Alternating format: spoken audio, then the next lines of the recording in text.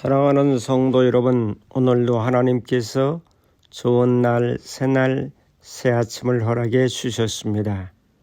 감사와 찬송과 영광을 하나님께 올려드립니다.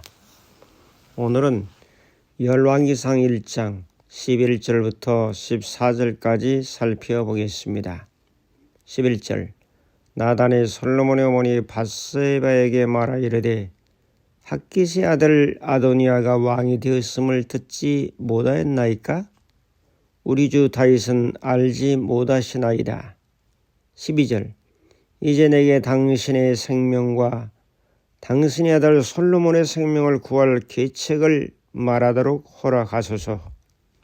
13절 당신은 다윗 왕 앞에 들어가서 아뢰기를 내 주 왕이여 전에 왕이 여종에게 맹세하여 이르기를 네 아들 솔로몬이 반드시 나를 이어 왕이 되어 내 왕위에 앉으리라 하지 아니하셨나이까? 그런데 아도니아가 무슨 이유로 왕이 되었나이까 하소서. 14절 당신이 거기서 왕과 말씀하실 때에 나도 뒤이어 들어가서 당신의 말씀을 확증하리라. 아멘. 오늘의 말씀은 치열한 왕위 다툼을 소개하고 있습니다. 다윗은 나이 많아 늙어 세상을 떠나기 직전이 되었고 누가 왕이 될 것인가 하는 이런 서열 다툼에서 넷째 아들이었던 아도니아는 스스로 자기를 높여 군사력과 백성들을 선동해서 스스로 왕이 되었습니다.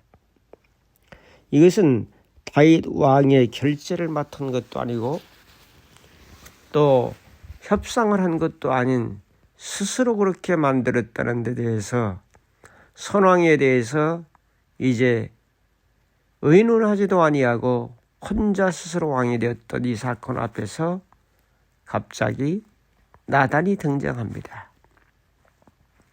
나단이 좋은 지혜를 말하므로 밧세바와 솔로몬을 살려주는 또 왕으로 등극시키는 그런 사건을 소개하고 있습니다. 그 부분을 살펴보려고 합니다. 첫 번째로 나단 선지자의 출현을 보게 됩니다. 11절에 나단이 솔로몬의 어머니 밧세바에게 말합니다. 아도니아가 왕이 되었음을 듣지 못하였나이까? 우리 주 다윗은 알지 못합니다 라고 하면서 나단 선지자가 일어나서 이제 지혜를 말해주는 거죠. 종이 제 머리 못 깎는다는 말이 있는 것처럼 이렇게 옆에는 지혜자가 필요합니다. 삼국지에 보면은 이제 제갈공명이 유비를 도왔던 것처럼 정말 지혜자가 옆에 필요하다는 것을 깨닫게 됩니다. 아무리 솔로몬이라 할지라도 다윗이라 할지라도 나단 선지자 같은 이런 지혜자가 필요한 시대이기 때문에 여러분 옆에는 여러분 말고 지혜자들을 늘 옆에 두고 그들의 권명과 지혜를 모아서 살아가는 지혜가 필요합니다. 두 번째로 솔로몬의 생명을 구할 계획을 세웁니다.